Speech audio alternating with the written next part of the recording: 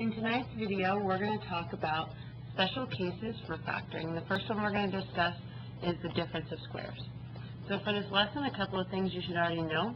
A binomial is a polynomial with two terms. Factoring is the opposite of multiplying polynomials. A perfect square is the product of two of the same terms. To find what number is a perfect square of, take the square root of the number. So basically the square root is the opposite of a perfect square. Right. When factoring any polynomial, the first step is to always check for a GCF. We've been doing that every single time. It's a very good habit to get into. Regardless of whether there is a GCF or not, if there are two terms or if you have a binomial, try to factor using the difference of squares. After factoring out the GCF, or not, if you don't have one, you can only factor using the difference of squares if there are two perfect squares being subtracted. Alright, so let's look at example A. We have x squared minus 25. And is there a GCF there? The answer is no. No GCF. Is there subtraction in the middle? Absolutely. Are both terms perfect, or are they perfect squares? Well, x squared is, right, because that's x times x.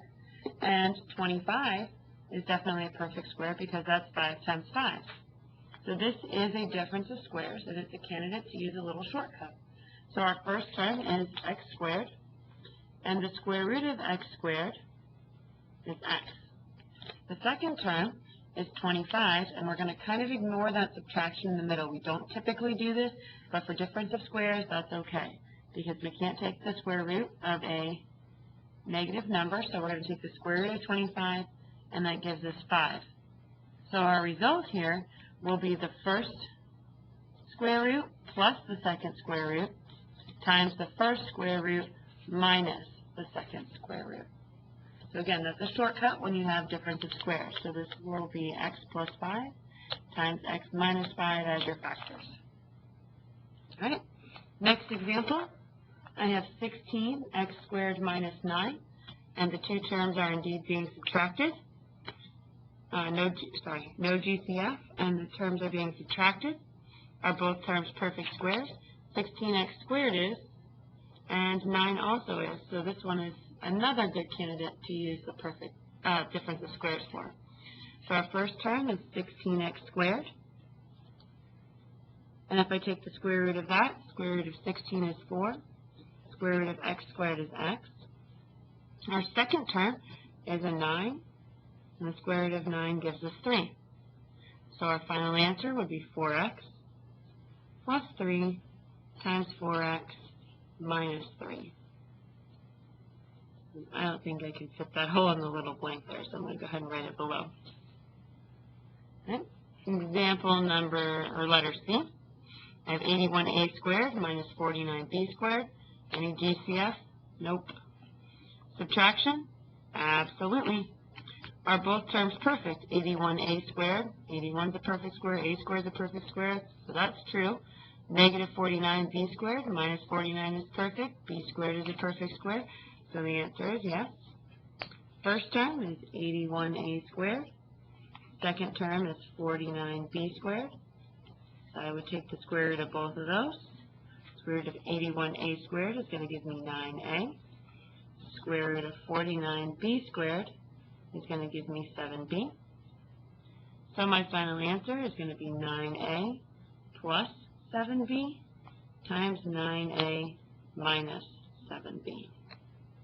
So therefore, 81a squared minus 49b squared is equal to 9a plus 7b times 9a minus 7b.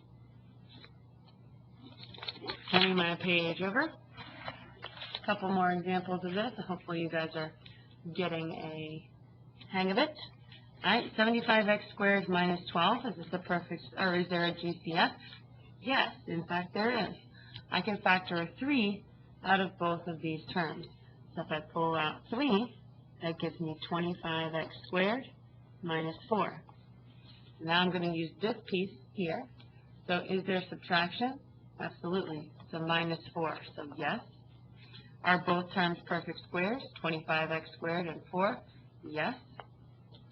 So my first term is 25x squared. My second term is 4. Square root of 25x squared. Square root of 25 is 5. Square root of x squared is x. Okay. Square root of 4 is 2. So my final answer is going to end up being 5x plus 2 times 5x minus 2. I'm just going to draw an arrow there. I'm not going to write it twice. All right, second to last example for difference of squares. I have 18x squared plus 8y squared. Is there a GCF? Sure, they're both even. So when I have two even numbers, I know I can factor out a 2. So I'm going to have 2 times 9x squared plus 4y squared. And if I take a look at that, is there subtraction in the middle? In this example, the answer is no. So I am done. I cannot use this method. This is not the difference of squares, so my shortcut no longer works. Okay. Completely factor, negative 16 plus m squared. So remember, you want to write these in the descending exponent form. So I want to rewrite this as m squared minus 16 before I start. Notice my first term is a perfect square, and my second term is also a perfect square. So I can take the square root of m squared, and I get m. Square root of 16, and I get 4. So if I factor this, I'm going to have m plus 4 times m minus 4. Difference of squares. All right, the other topic we're going to cover tonight is perfect square trinomials. So a trinomial is a polynomial with 3 terms. We should know that. Factoring is the opposite of multiplying polynomials. We've talked about that quite a bit. A perfect square is the product of 2 of the same terms. To find out what number is a perfect square of, take the square root of the number. So again, we're talking about square roots as the opposite of squares. When factoring any polynomial, the first step is to always check for a GCF.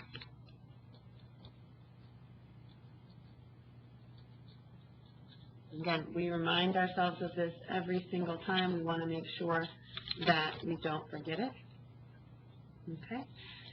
Regardless of whether there is a GCF or not, we should check to see if the trinomial fits the pattern for a perfect square trinomial. Okay, after factoring out the GCF or not, if there isn't one, factor using perfect square trinomials if you have a trinomial where the second term or the middle term is equal to 2ab and the first and last terms are perfect squares. I'm sorry about the limited writing space there. Okay, so you want to check to see if there's a trinomial where the second term is equal to 2ab. Remember, a is the coefficient of the first term, b is the coefficient of the second term, and the first and last terms are perfect squares. So, okay, if you have something of the form a squared plus 2ab plus b squared, this is going to be equal to a plus b times a plus b, or a plus b squared. If you have something of the form a squared minus 2ab plus b squared, you're going to have something of the form a minus b times a minus b, or a minus b squared. All right, so let's take a look at letter A. I have m squared minus 6m plus 9. Is there a GCF there? No. Write in descending exponent order. It already is. M squared minus 6m plus 9. All right, my first term is m squared. Is that a perfect square? Absolutely. Square root of m squared is equal to m. My third term is 9. Is that a perfect square? Sure is. So I have 9, square root of 9, and that's going to be 3. So then we want to find 2 times AB. So we're going to have 2 times 1 times 3. Okay, so again, this should probably say AC. Notice up here it's not quite the proper notation.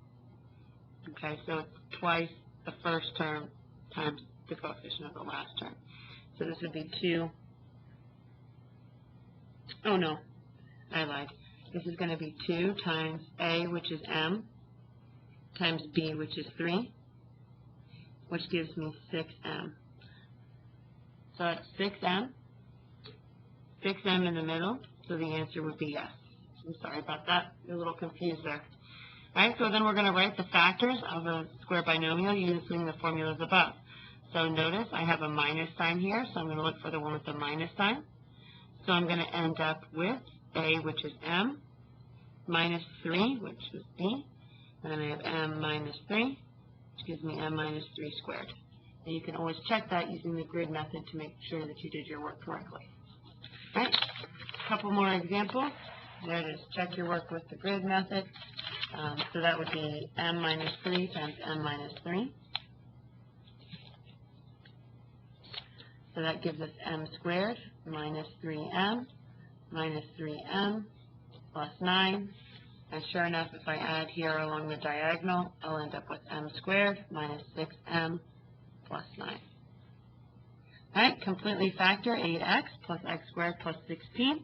Is there a GCF? No. Write in descending exponent order. X squared plus 8x plus 16, so a little bit of commutative property there. All right, first term is going to be x squared. Perfect square? Yes. So square root of x squared is x, so that's going to be A. My third term is 16. Also a perfect square, I should say B equals square root of 16, which would be 4. All right, so find 2 times A times B, so 2 times 4 is 8, times x is going to be 8x. And that is indeed my middle term right here, 8x. So yes, it does. We'll write the factors as the square of the binomial using the formulas above or on the last page. So we have a plus sign here. So I'm going to have x plus 4, so a plus b, x plus 4, a plus b, which would be x plus 4 squared. Check our work. So I have x plus 4, x plus 4, which gives me x squared, plus 4x, plus 4x, plus 16. And again, adding along the diagonal, I end up with x squared plus 8x plus 16. That worked out. Okay. Example C, completely factor 6n squared plus 16n plus 64. Is there a GCF? Yes, all my numbers here are even, so I know I have at least a GCF of 2. So it's going to give me 3n squared plus 8n plus 64 divided by 2 is 32. Write in descending exponent order. It already is. I'm just going to write NA here. Okay, first term is 3n squared. Is that a perfect square? No. If at any point you circle no, this method cannot be used. So you would need to go back to the method that we learned previously, talking about trinomials where the leading coefficient is not 1, and try to factor from there. All right, example D. I have 2n to the third minus 32n squared plus 828n. And again, I can factor out a GCF of 2n, which is going to leave me n squared minus 16n plus 168 divided by 2 is going to be 64. Write in descending exponent order. Already is. I'm not going to worry about that. Right, my first term, I'm looking inside the parentheses, is going to be an n squared. Perfect square, yes. Square root of n squared is n. Third term is 64. Perfect square, yes. Square root of 64 is 8. 2ab, so 2 times 8 is 16, times n gives me 16n. And I have a 16n in the middle, so that's going to be yes. Okay. Middle term is being subtracted. I factored out a GCF of 2n. So that means my factors are going to be n minus 8 times n minus 8, or 2n times the quantity n minus 8 squared. Right? Example E, and I do believe there are only two left, E and F. Right? Is there a GCF here? 16h squared plus 40h plus 25? No. So we don't need to factor that out. Right in descending exponent order? Already is. First term, 16h squared. Perfect square? Yes. Square root is 4h. Third term is 25. Perfect square? Yes. And the square root is 5. 2ab, 2 times 5 is 10, times 4h gives me 40h. Does this equal the second term? So I go back up here. Yes, it does, 40h. So then I can use this method. All right, middle term is being added. So this is going to be 4h plus 5 times 4h plus 5. And my final answer then would be 4h plus 5 squared.